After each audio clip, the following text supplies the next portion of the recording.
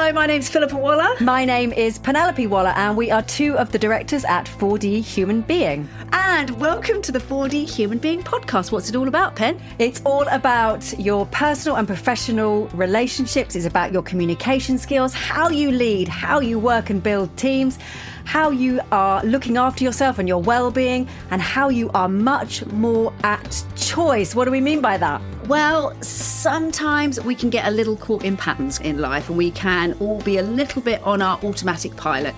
So 4D Human Being is all about helping us get back to choice and being a four-dimensional human being. And your fourth dimension, of course, is intention. So whether it's about your impact, your leadership style, your team dynamics, whether it's about your well-being, whether it's about your communication or your presentation skills, anything that involves human beings interacting with other human beings, 4D Human Being are here to help.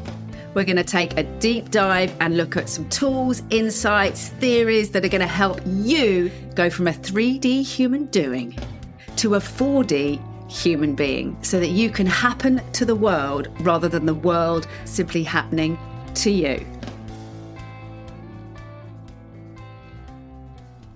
Well, good morning. Guten Morgen. Buongiorno. Buongiorno. Bonjour. Come stai? What did I learn in Turkey? I learned... Oh, yes. Teşekkür ederim. Very good, Phil. Thank Good you. memory. I think that's right. Please do write in. Thank you. Correct me. Thank you. I think that was That's thank you. Yes, exactly. So here we are on a quite sunny day in an otherwise endlessly wet February. Yes, good week last week, though. Very good week last week. Yeah, busy. Loved Istanbul. Istanbul. Oh my Yeah. goodness, the Hagia Sophia. Very interesting. So interesting. East meets West and the Yeah. stories. I mean, just incredible. Well, it sort of made me think, Phil, in a way, the human stories. Yeah. The human stories continue over time. Yeah, that's right. It's the rolling, isn't it? And Yeah. actually, there's a couple of things that came up for me there. One is that really bringing to life that connection, that humanity, that Yeah. whether it's historic or in our everyday, that we can, I think we see it in some of the way that we communicate. We lose connection, we dehumanize. It becomes a kind of story that, how to describe it? It's like Abstract, sort of conceptual. like objective, conceptual. Yeah. We're looking at it. We can see pictures of Justinian or Theodora in the Hagia Sophia, and they're just they're just pictures. Yeah. And we had a guide that really brought it to life. He and was it was amazing. He was amazing, and it's such a good reminder that if you're listening to stories or someone gossips to you in the kitchen, there's a person. Yeah. There's a person. I just remember that. And the second thing that really came up for me was really check in on what brings you joy. Yes. And what nourishes you, because we walked out of the Hagia Sophia, and I couldn't stop saying to you, I feel so nourished. I feel like I've just had the most delicious banquet, because it was I just loved it. Yeah. And to really recognise, and it doesn't have to be a history or a trip to a museum, and it probably isn't when you're 15, but to recognise what brings you Fills joy, you up, even if yeah. it's that that Krispy Kreme donut. Other donuts are available, but to really recognise, because it's finding those things that are also accessible. I mean, if you're only interested in travelling on a jet and you don't have a jet, it's problematic. You'll be frustrated all your life, but finding those things that bring us joy and doing more of them in the simplest way. I mean, it sounds so obvious, but we're so caught in the doing. And I can't stop thinking about that tour that we did. Well, the other thing that was interesting about it as well was this gentleman that took us around. And there was loads of guides outside of the Hagia Sophia sort of pitching for work and trying to get tourists to come in. And, he came up to us, he pitched us, and we were like, oh, I have you to thank for that, yeah, because I was come on, like...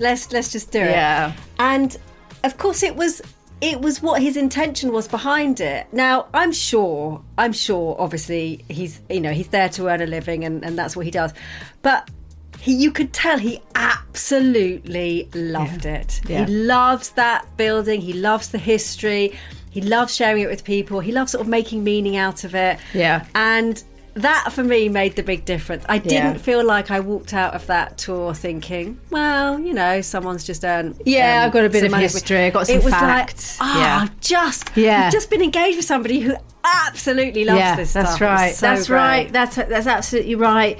Oh goodness, absolutely. You know, to come back to. And I really felt that in the work we were doing out there. Can you be anchored in what is happening now with these people and give it your all? Because why this is so precious and interesting and important. Yeah, because it's all you have. Yeah. If you're not doing that, it's the John Lennon quote. You know, life is what happens. You know, when you're busy doing other things, like because you're looking forward all the time. It's particularly relevant, of course, for anxiety and stress. You're constantly looking for that moment when you can stop and. Right here, right now, are you with and in and intentional and connected? Because that, I mean, even as I'm saying it, that's what that week, those few days felt like in Istanbul. And that is living. Yeah, 100%. Not waiting 100%. For the other thing.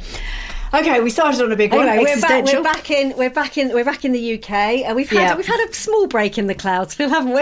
Yes, I mean we don't mean that metaphorically, we mean that literally. And of course, it's wet all over Europe, isn't it? Although somebody said, talk about look on the positive side. No, this was Matt. This was Matt said this. Was this Matt said this? This is our colleague Matt said that the winter of 2019 to 20 was very terrible. Very wet, terrible. I never remember weather, but apparently it was terrible.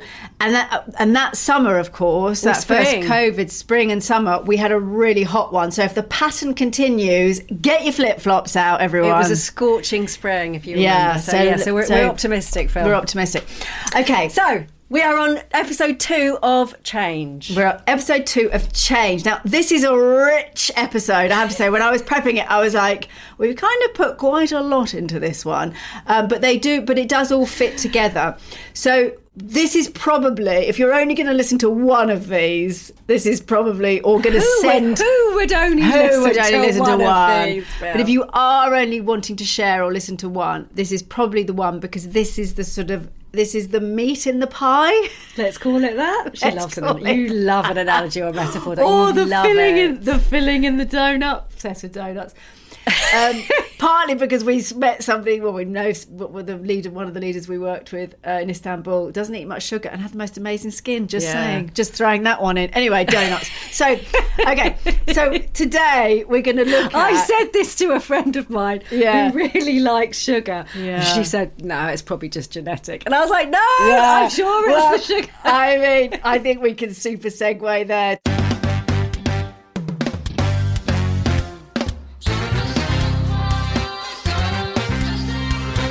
Talk about being attached to the beliefs that keep us safe and mean we don't have to change. I mean, that is, the first episode in this series was called Resilience in Change. And of course, we also have to talk about in this one, resistance to change, which we also have in spades. So in this episode, we're going to talk about the Dan and Chip Heath's Switch Model, which is one of the best books on change. If you haven't read it, go get it. So we're going to give you our kind of top line on that and how you can apply it super easily. We're going to look at modelling behaviour as a leader. It's all very well having a theory, but what are you doing as a leader? And then I just want other people to do it. Exactly. I mean, how many times do you hear that? I just wish the problem with my team is, and I just wish they would actually turn the mirror back. You know, one of the ones I love is, why won't they take accountability? And you do have to ask the question: Am I micromanaging? Anyway. So we're going to look at the switch model, the easiest path to change. I think they've come up with the best model. Secondly, modelling behaviours as a leader. How are you both embodying the changes that you want to see and rewarding those changes? And then thirdly, our sweet spot pen, communication. I mean, we've spoken about this so many times with change and crisis. You have to communicate on a daily basis, and you have to both communicate very, very clearly, and you also have to communicate the vision. So there's a lot in this episode. So we'll kind of do top lines, because they are also topics that we can find elsewhere, like story visioning and things. So Pen, the switch model. Do you fancy giving the switch model a little crack? I absolutely love this book. yeah, I'll tell you one or two of the things that really kind of stuck out for me and why it's so amazing. So the switch model. So the Heath brothers have this model around change and what happens through change, how we're motivated through change, and what we need to think about through change. And they use three pieces.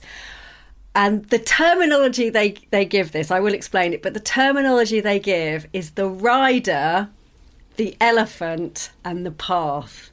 So in your head, have a picture of somebody. It's so sticky, isn't it? Oh, it's so sticky. Maybe you sitting on a massive elephant on a path, going forward somewhere. Got it. So that's your image, right? Okay. I'm sort of quite 19th century with a parasol. Yes, I can imagine. You've got lots of embroidery on your elephant. Lots of muslins. All that.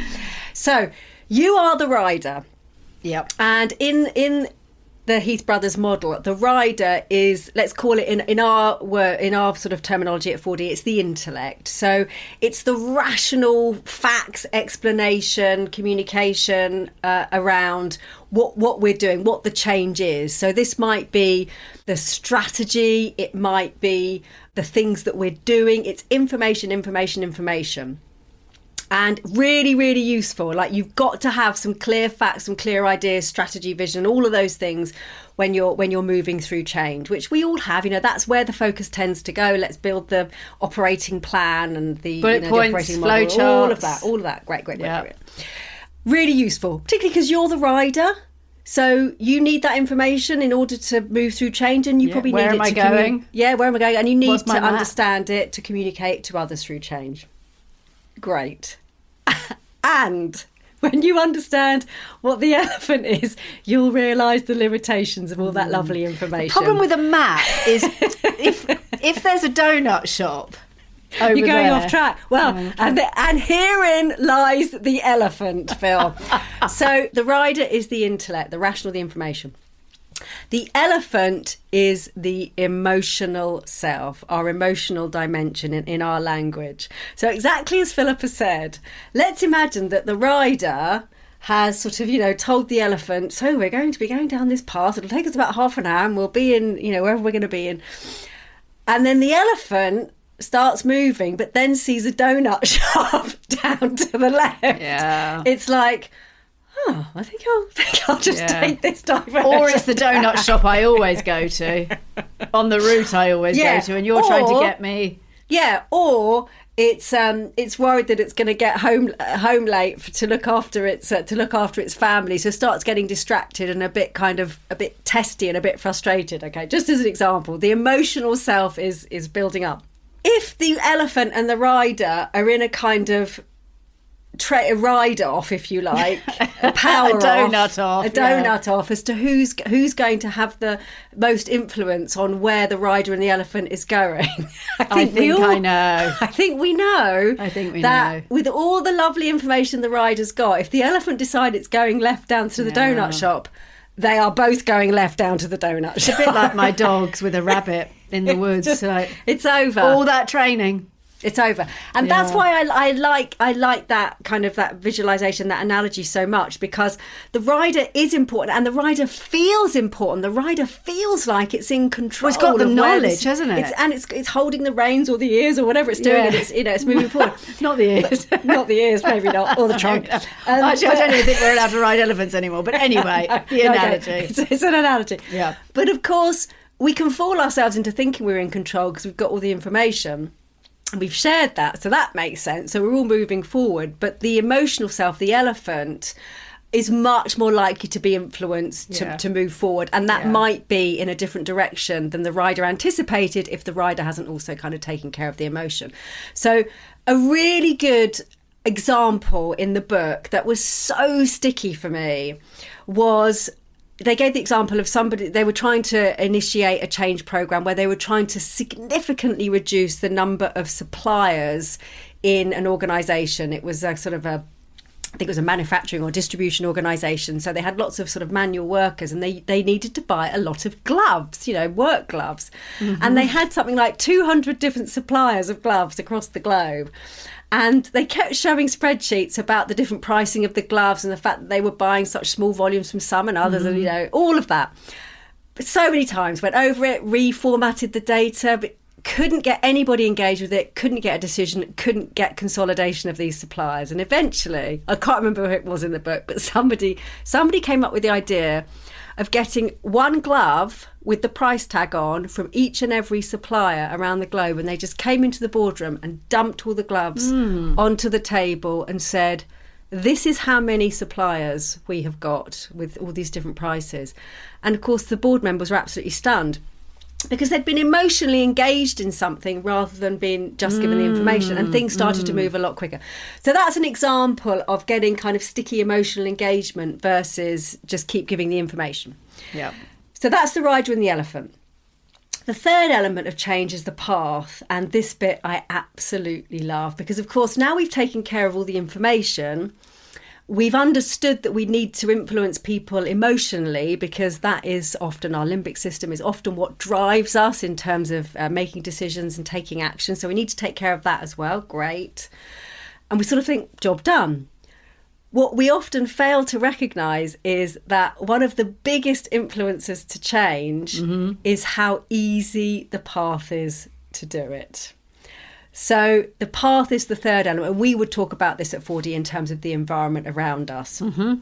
So an example that I would give at 4D would be run a training program. Let's say we're in a room, people are on their laptops and distracted. Not, but Well, they're not with us, obviously, but there's a good reason for that, or a few good reasons for that. But let's say they're on their laptops and they're doing emails when ideally they would be sort of sharing and collaborating with their team members. What could I do? I could tell them the rules again. There's no laptops in here. Yeah. So that's the rider, information, facts. This is what's happening. 5 minutes go by, people are back on their laptops. I could go to the rider. I could say, it's really upsetting. And it's The really, elephant. The elephant, sorry, I go to the elephant and say, it's really upsetting. I think other people are getting frustrated that we're not. So I'm going to appeal to our emotions. Can we all together? Could we all? Come on, it's the nicest thing to do. All of that kind of thing. So I'm going to appeal to the emotions. That might work better. Or even there's cake at the break for those who aren't on laptops. Yeah, exactly. So some kind of incentive. That might work better. A few people might then start going back onto their laptops after 10 minutes. The path. What do I do with the path? I remove all the tables in the room so no one has got a space to put their laptop on. That is sellotape up the plug sockets. Sellotape up the plug sockets. And nobody is on a laptop. Yeah. And I'm not saying... because it's too inconvenient on your lap. It's too inconvenient. It's too inconvenient on your lap. And we so often neglect to take care of the path in change so that we can help the new behaviour to be the easier behaviour rather than try to convince people in the old setup, can you just now change how you're going to behave?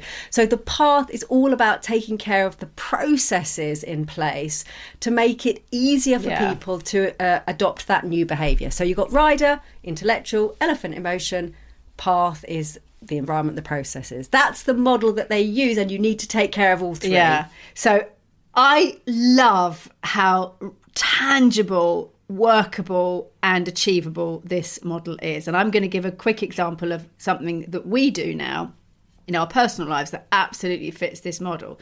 So we have 2 PT sessions together a week now. Now, we have done gym in the past and then we sort of lapsed and we're very busy. We have, other responsibilities. We've got the business and we do other sports, do yoga and dance and walking. And I was thinking, I really think we should do some strength work. And it's not that we haven't been down this path before, but actually when I look at this model, that's why we're continuing to do these sessions. Why? Because we know that it's good for us. We can look at sort of people in our network who are older and actually the risks if you don't have muscle strength. We travel a lot. We need to put suitcases up on lockers above our heads. We know the rationale of strength training. We're putting that piece in that's different from cardio and kind of general fitness. So the rider knows that's a good idea. Definitely. Should do this at least twice a week. Emotionally, it's less easy, isn't it? So why does it work? Well, firstly, because we're doing it together and we enjoy each other's company. Secondly, it's a small gym. It's not threatening emotionally, or sort of doesn't put us in an emotional state that's uncomfortable. Quite the opposite. It's super comfortable, super easy, chatty, relaxed, our age group. Thirdly, the guy there is super funny. Like, he's our age, we have such a laugh with him. We've met his wife and one of his kids because they come to. Emotionally, it just works for us. We have an absolute hoot. I am absolutely honest when I say I look forward to those sessions, and I just wouldn't have thought I would say that about going to do strength training. It's hard work, right? It's hard work. It's we have really such a hard, laugh. yeah. And the path, because we really like the hot yoga that we do, and I found this new gym that's open, and it's en route. So we put the sessions in right before 2 yoga classes. The path is so easy because we have You're already doing it. We have to pass it. We literally have to pass it Yeah. on our way. It's like a James Clear habit stack.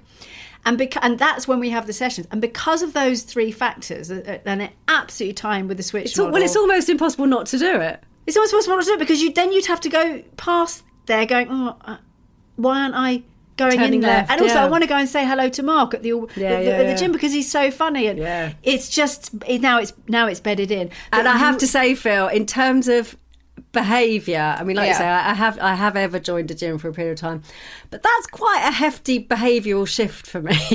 and it's further for you. It's further for you to come, exactly. Yeah, so, it's a really good also, example, yeah. and also, it's my house is en route, so you can also drop the dog off. Like, there's lots of pieces in the path that are super convenient. You were determined, Phil. I was determined. But look, switch. Thanks, Yeah, it's Dan and happened. Chip. Yeah. So it really, really works. So that is the switch model. So you can take a moment now and think about something in your personal life, and you can absolutely stack this, stack being the operative word for James Clear's Atomic Habits. It's got a really nice map over with James Clear, particularly the path, to make it satisfying, to make it as easy as possible to stack habits. So he's really sitting in a couple of these pieces around change. He's sitting in that habit stacking, that path. And the other thing that James Clear talks to, which is the other part of the emotional, is as well as that emotional motivation, you can also motivate through identity. Not just, well, this is who we are, and that's talking to values, that's talking to who you're, much more emotional than the rational. But also what the switch model and James Clear would say is not only appeal to who you are. Look, come on, this is who we are. We're energetic women of a certain age. This is who we are. It's who you want to become. And this has been proved very, very successful with leaders and CEOs. Of course, you can motivate with money. There's a limit to that. And we've got an example around that. But if you motivate through the leader that you want to be or the leader that you want to become, that is incredibly powerful. And that is the elephant, much more. Much more totally.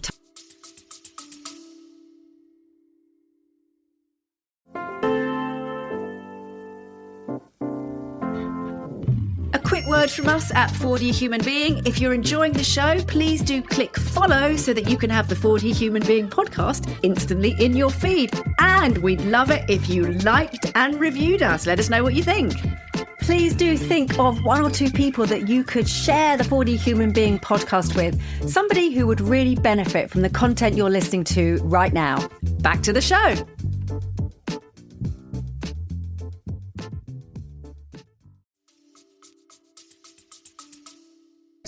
So all of these are important, definitely. We, like I said before, in the workplace, and I'm talking to everybody here, not just people who are heading up transformation departments. This is for everybody, because change is constant. I mean, I can't think of a single client we have that's not going through change pretty regularly. So that intellectual, that rider piece is often taken care of. The big watch out for me on that rider piece is, are you communicating it clearly enough? And are you communicating it in terms of a vision and where we're going to be? So those 2 pieces, which we're going to come on to the communication. But I would often, not always, but often pretty much trust that we've kind of taken care of the facts, the information, the operating model, because it's what we tend to do.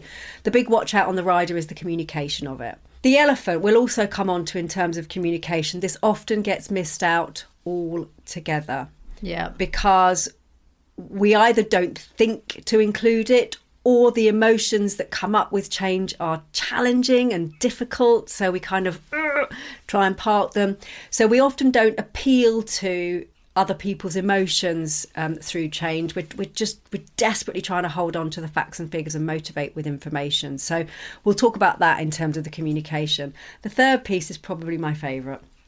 The path is probably my number one favourite, because we can do all the work in the world, all the great communication, all of the inspiring emotionally.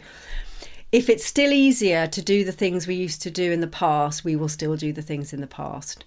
So changing processes in terms of form filling, IT systems, how the meetings are set up, all of those things that are around us are much more influential to our behaviours than we think. So and they're super tangible. And they're super tangible. So that would for me, that would be the piece that I would probably focus on. Yeah, it makes me think of really simple examples, like a company we worked with years ago. It was a small company, and their desks were around the edge of their kind of, it was like a design company, and their desks were around the edge and they all faced the wall, which I guess gave them lots of wall space for their screens and their, sort of pitting up documents and things.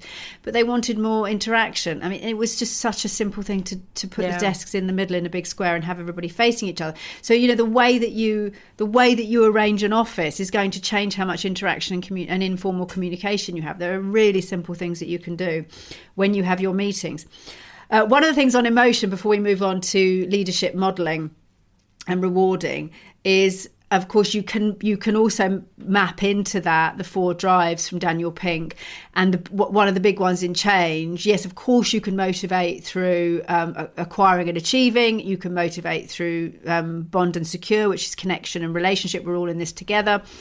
The first one, of course, would be about, if we do this, you'll get X, Y, and Z. You'll get more money. So that's acquire and achieve. Acquire and achieve. Then you've got bond and relate.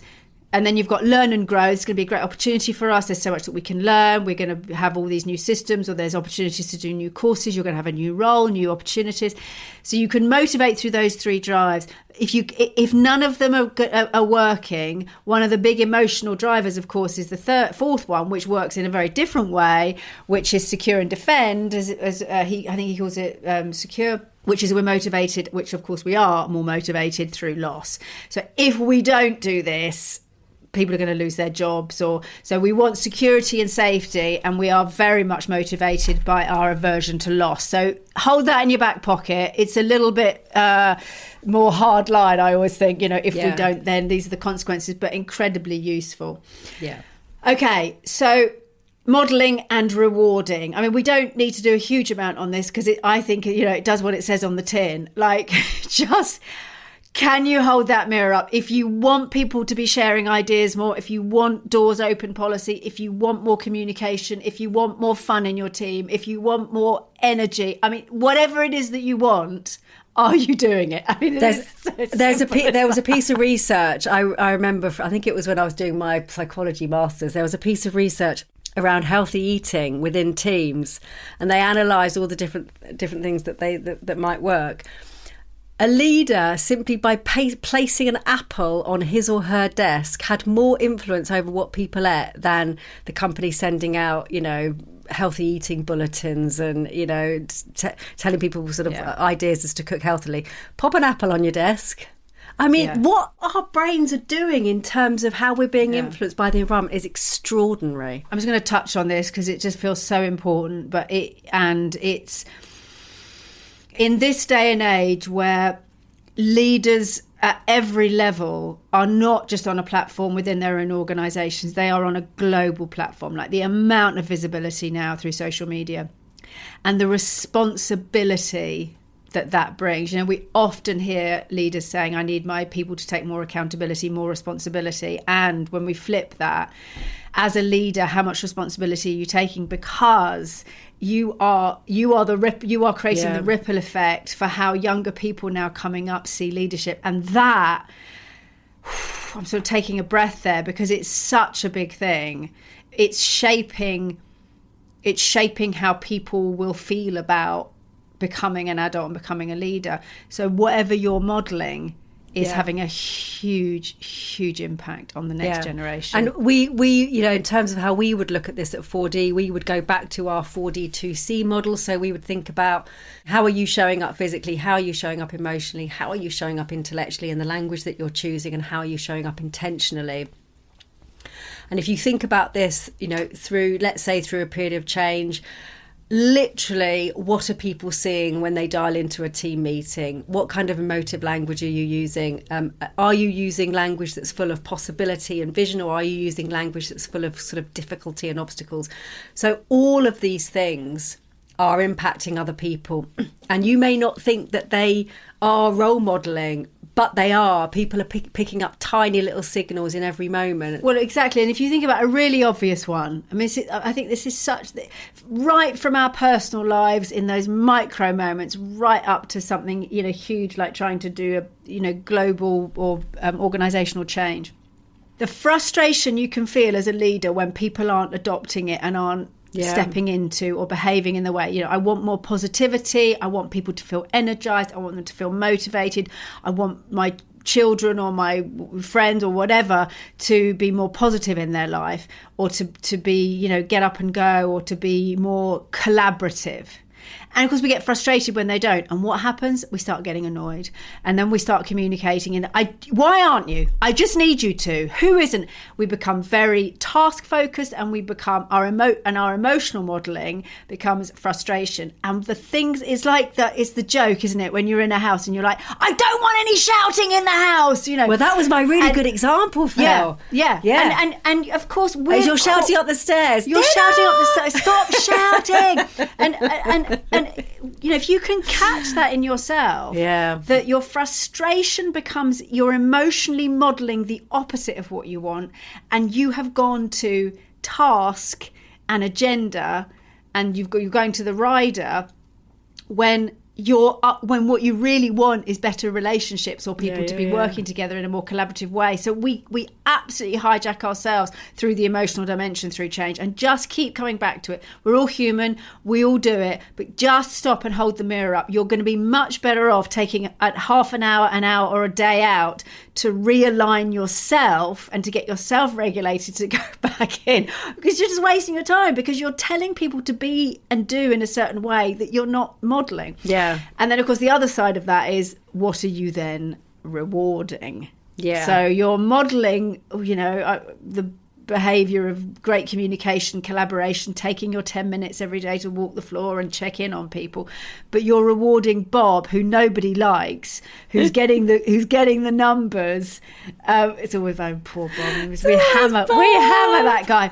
But what are you rewarding? And even if you need to reward both, because you want to reward success and target hitting, then reward both. Although, we would argue it's problematic. I mean, how many times do we have those conversations, Penelope, where people say to us, it's all very well, they say this to us, but what I see rewarded is this. That's right. We have that conversation all the time. And I think we're going to talk more about incentives on some future podcasts, and it really speaks both to the role modelling and also to the path, in as much as, you want people to behave in a different way, but your incentives, both in terms of literal incentives, whether that's money, whatever it might be, but also cultural incentives, are encouraging people to behave in the opposite way. And then you're frustrated that they don't change. So incentives is a really, really big one to kind of explicitly and implicitly get people on the path to change that you want to see them on. And it starts with you. It starts with how you run things. It starts with you. And again, just to sort of touch in on the sort of wider issue that it feels, again, really important, that this isn't just about, doing business well, and that there's a wider piece to this. There's a sort of very human piece to this, that we are encouraging and developing, and as leaders we have a responsibility around this, around how humanity gets shaped, who we become. I mean, it's huge, isn't it? If we're constantly rewarded for putting the knife in or pulling the rug from somebody else and getting our paycheck or whatever it is, or our bonus, and sort of screw everyone else, if that's the constant reward, that's what we're shaping as people. So model the behaviour, turn the mirror back to yourself. Are you modelling, and are you rewarding? Finally, Communication, not a subject unclose to our hearts, Phil. Oh, it's just absolutely. So I want to say two things. It's the number one problem reason for failure. Yeah. I mean, we've said this so many times on things like, your plane's cancelled and you don't hear anything. I mean, it drives everybody insane. Yeah. Over communicate, even if you've got nothing to say, keep communicating.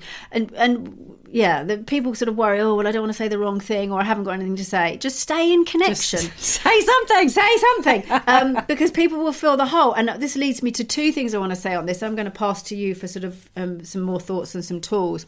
One is ambiguity is the death of change. If you leave that vagueness, they will the hole will be filled with whatever it might be filled with: fear, anxiety, or people's own idea of what should be happening. Like ambiguity, and that's also around talking to the rider, which you're going to come to. If it's a bit ambiguous, if somebody said to us, or if I'd said to you, Pen, I just think we need to do some strength training. Let's make sure that happens. Nothing just there. Disappears into the ether. Like when, where, what time, with who. Like, it's too vague. The idea of, I want everyone to be more collaborative. Well, especially if someone doesn't particularly want to be. And also, what does collaborative mean to Bob versus David? Or Sandra. For Bob, that means, people want me to stand up and be sort of play silly games in a workshop. I don't want to be more collaborative. Whereas for Sandra over there, being more collaborative means she gets to spend more time with two colleagues that she really likes. Yeah, let's do that. Like, it means different things to different people. So unless you're specific and say, well, when I say collaborative, what I want you to do is at least twice a week to have a 45-minute session with at least one colleague and share whatever it is. But you've got to be specific. It's no good telling people, though. This is the problem with the strategy and the sort of flow charts and the sort of consultancy change strategies, is they get left at the point of everyone's going to be more collaborative. We're going to have hubs where we're going to get together and share ideas, and you're just like, you're about 3 levels away from a Tuesday what I can actually engage with. What I can actually engage with on Tuesday morning. We're going to meet in this room, and these are the things we're going to talk about, and these are the outcomes that we want. Like, you've got to get specific. Yeah. And the other thing to add into ambiguity is, if early on, I love this was in the switch model as well, and early on, and again, this is about the rider, which is interesting, if you leave too many decisions to other people, nothing is going to happen, because they've got no incentive to make those decisions, and also they don't really quite know what decisions should be taken. So you can't leave. It's an interesting one, because we want freedom and autonomy, but at the certainly beginning of a change process, we need that pathway to be nice and clear. We need enough scaffolding. So you don't want to leave too many decisions to people early on. Leave really easy decisions to people early on, and then that can open up as your change strategy has advanced. But early on, you want to be much more directive.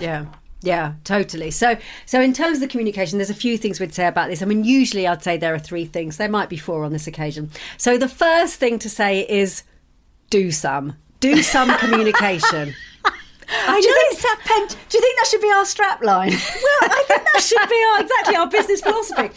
I know it sounds really stupid, but honestly, I think that is the one thing that comes out in the research. In fact, in the research, it often doesn't say we got a lot of communication, but it wasn't clear. It just says we didn't get any communication. It's like being organisationally ghosted, isn't it? Yeah. I mean, have a pop. Have a go. Yeah. Like, even if you feel like you have a question. Anything. Just anything. Yeah. Step in, anything. So that's the number one thing. Pen, you've been in that situation before. Oh my goodness, I really have. Somebody say something. Anything, yeah. So that's the first thing to say. And if you feel like I haven't got enough information, it's unclear, or I don't agree with what they're saying, that is even more the moment to step in and communicate. Well, you've got so much, because if you've got ambiguity, your people have got the next layer of ambiguity. Yeah, and we're going to give you one or two tools in particular that are going to be useful for that. So step in, ladies and gentlemen. Second thing to say on the clarity piece, again, even if it feels ambiguous, even if it feels uncertain, even if not everything is decided, if you can give clarity, you're going to really help people. And the 3 things tool here is really great. So we use it a lot at 4D. So even if you don't have much information, there's 3 things I want you to know about the change that's coming up. Number 1, number 2, number 3. You won't have all the answers. It doesn't matter. Or there are 3 things you need to do. Yeah. It doesn't matter that you don't have everything. People's brains will feel like there's more solidity because of the language that you're using. It's another block in the building, isn't it? And it's a really good way to kind of bolster up the rider because it's short and concise and clear, even if it's not complete. Yeah, and it's left hemisphere communication. It's got that nice 3 bullet points, 3 things. All the left brain goes, this feels like logic. This feels very tangible. Exactly. Yeah. The next one to think about is vision, and there's lots of models we could use around visioning. So story vision that we use, you can use past, present, future. Anything that is giving some kind of idea to people as to what this could look like. So again, that doesn't always feel easy to us as leaders because we might not know what it's going to look like. But it's okay that we don't know exactly what it's going to look like. And it's very useful to give people something around what it could look like. Yeah, so you can step into it. Do you know what's making me think of? I wonder if people know this, but interestingly, in theatre and television, you'd think the process is you cast the piece, you get your actors together, you rehearse it, and then you finally go into the theatre or into the studio to film. There's a piece in that process that I don't think is often spoken about, which is day 2 or 3, really early on in a rehearsal process, the designers come in with a miniature and show you the set. It's really early. Because they need the actors to know the space that they're eventually going to be in. And then, of course, you mark with just tape in your rehearsal space where everything is. But you've seen it. You've seen a visual of what space you're ultimately going to be in. It would be really weird to not have that. And not just this is the shape of it. These are the colours, the texture, the design. It's a miniature of exactly what you're going to be in. And that is a great example of here is the vision that you are now going to practice inhabiting, because in 3 weeks' time it's going to be a reality. Exactly. I mean, it's great. It's a great metaphor. It feels real. It feels real. Yeah. Yeah. And so when you're rehearsing, you're if you're doing Romeo and Juliet, you're in a sports hall rehearsing. When you point up to Juliet on a ladder, health and safety, you know what that might look like. You're imagining the balcony. You can see it. Yeah. And this might be as simple as regularly communicating the vision of the change of the organisation. It might be a bit more granular than that. It might be, what we're all going to be doing next week. It's something that people can hold on to is how I like to think about it. It's a really good example recently in the Winter Olympics where Britain doesn't historically do well. We're not a sort of winter sports country. Which is weird because we're definitely not a summer nation. Well, if there was a sort of a rainy Olympics, I think it'd be fine. But anyway. So a tea drinking Olympics. Exactly. Yeah. What the winter sports governing body in the UK, which might have been set up at the time, decided it was about, I think it was just after Sochi, so sort of 10, 12 years ago, they set a vision of we're going to be in the top 5 medal achievers by 2030. Now, that still seems very ambitious based on how we're currently operating, but people have got an idea what we're going for. And that's very different to the kind of the idea, the vision being, so we're gonna spend some funds, we're gonna try and find some talent. Yeah. Now that's great. Let's see what we can find. Yeah. But that's not an idea of where we're gonna be and how it's gonna feel. Yeah. So that's the next thing. The last thing, which we love, we call it the 3 E's, and it is a way to kind of encapsulate everything. So if you're someone who needs to communicate through change, think about doing it using the 3 E's, which are experience, emotion, expectation. So what do we mean by that? So E, the experience is, this is what's going on at the moment. It might be a shared experience. It might be an update on what's happened through the change. So that's your rider, that's your information. The emotion is, put some emotion in there, even if it's tough. I know we're all really feeling the challenge at the moment. I know how tough this has been for us. I'm so impressed with how people have been supporting each other, or whatever it might be. Or I'm really excited. I know how excited we are, exactly. Yeah. So it could be either of those, but you're putting some emotion into the mix. Yeah. And then the third one is the expectation, which is sort of often missing. Yeah. So as we communicate through change, we can often assume that people know what they then need to go and do.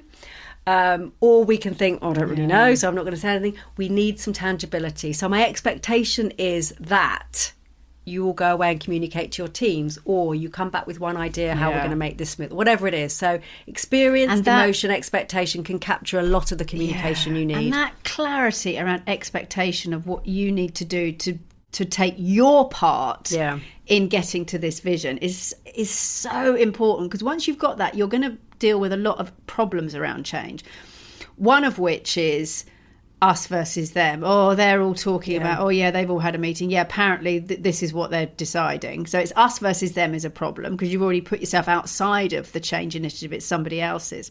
And the other problem with it, of course, is that, again, we've spoken to it, is that lack of clarity, that you come out of, you've had the town hall or the meeting, whatever, and you've been told what's happening, and you come out and you're like, even if you're sort of mildly okay with it, sort of shoulder shrug, and anyway, should we get a coffee? Like, you're detached from it, because you don't I've got my to-do list. I've got my to-do list. I'm going to carry on doing what I was doing before I went into that meeting, because there's nothing can change, because I don't have any clarity about what should change. And again, we go back to what we said earlier, that granularity of, we're changing how we do refreshments and snacks in the building now.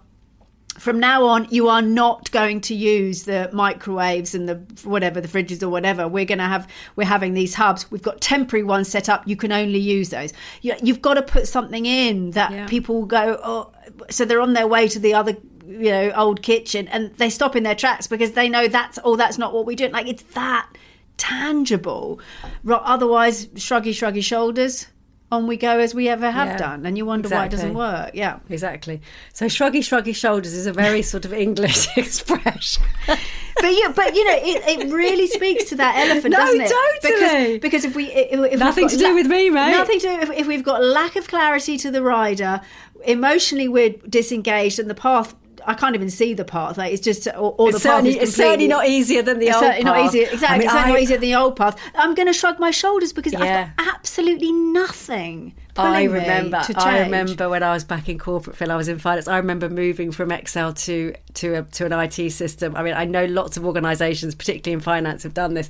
You are going to grip tight to those Excel spreadsheets until they literally turn Excel off on your computer. But there you go. It's a good one on the path, isn't it? It's exactly that. There's nothing like, for me, there's nothing like on my app updates when they say this version of the app will expire in 3 days. That is when I go, okay, I'm going to do it. It's so true. The path to not doing it is definitely worse. I want BBC iPlayer, So absolutely. Okay, good. I've got to go and change now, Phil. I've got to take my boy out for a little walkie. Actually, it's not raining. It's not too bad, is it? Remind me of the first communication. So, because we've got the three things. Do some. Do some. And then we've got three things. That's my favourite one. 3 things to the rider. So there are 3 things you need to do. Yeah. Yeah. Then we've got something around visioning. Could be a story visioning. This is and what then it's going to look like. Last one is the last one can do pretty much all of it for you. The 3 E's: experience, emotion, and expectation. Yeah, that's bringing it together in messaging. Yeah, great. Yeah. So, we covered a lot. That's 40 plus minutes. So, enjoy your change. Go get it. Treat it like a a game, a challenge. Yeah. That you're not. It's an influencing game, isn't it? Yes, exactly. It's an influencing game. That your change initiative is no longer going to feel like Sisyphus pushing the boulder up the mountain. You're going to feel more like you're just tipping the boulder down the other side, and you're going to help it. Watch it go. You've shaped the path for it to go where you need it to go, so that actually it should be much easier for you. And change can be really exciting. It can. You love a classical reference, don't you, Phil? Yeah, I love a little classical. Yeah, well, it was it's all there, isn't it? I mean, it's all there. Totally. The Greeks and the Romans, they did it all. Exactly. They worked out how to change. We're only regurgitating. We're only reshaping, really. So true. Yeah, think of it as reshaping. Well, thank you. Yes. We've got more to come on change in future episodes, so look out for that. And yes. And in the meantime, time to change into the wellies. Don't go changing. Oh no, do go changing.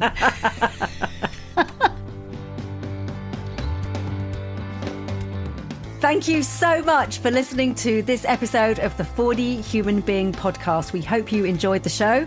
Do take on board some of the insights, tools and tips, because every time that you try something new to get back to choice, you are making a vote for the you that you want to become. And I love that phrase, Pen. I do too. And please do share this episode with somebody that you know would really benefit from the lessons and learnings we've been chatting about today.